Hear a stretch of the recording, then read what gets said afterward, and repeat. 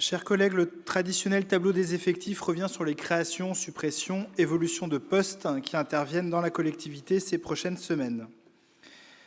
Je concentrerai mon propos aujourd'hui sur une seule disposition de ce rapport.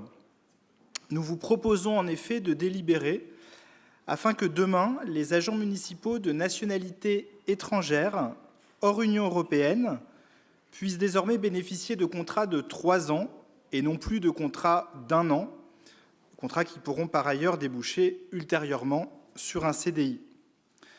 En somme, nous souhaitons être mieux-disants avec nos personnels de nationalité étrangère et en l'état du droit, c'est le maximum que nous puissions faire puisque les administrations, malheureusement, ne sont pas autorisées à recruter sur le statut de fonctionnaire des personnes dites hors Union européenne ou hors espace économique européen. Et ce cadre juridique aboutit à une situation qui est paradoxale, alors même que les collectivités territoriales font face à des difficultés de recrutement majeures, nous ne pouvons pas proposer des contrats pérennes et attractifs. Pourtant, un grand nombre de services à la ville de Lyon fonctionnent d'ores et déjà grâce à l'engagement d'agents de nationalité étrangère, mais recrutés malheureusement par voie contractuelle. Cette situation est absurde. Combien de talents renoncent à s'engager dans l'administration puisque les portes du statut leur sont fermées? Et comment justifier cette forme de discrimination légale qui nous contraint à proposer des conditions d'emploi précaires du seul fait de la nationalité des agents? Il apparaît aujourd'hui impérieux que le législateur intervienne pour ouvrir la fonction publique à toutes et tous, et ceci pour répondre à un triple impératif: l'égalité professionnelle, autrement dit là, la non-discrimination, mais également la déprécarisation des personnels, et puis bien sûr l'attractivité du service public.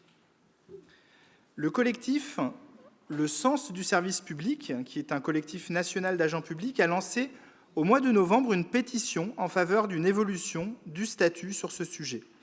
Et nombre d'élus locaux et nationaux y ont souscrit.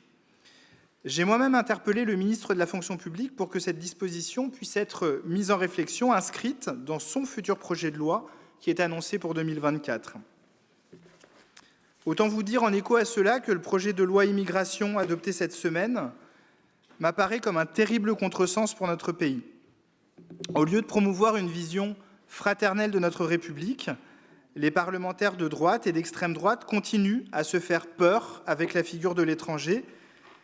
C'est une terrible défaite intellectuelle pour le gouvernement et je remercie à ce titre des élus locaux de cette Assemblée qui, bien que ralliés ces dernières années au macronisme, s'en sont ici dissociés.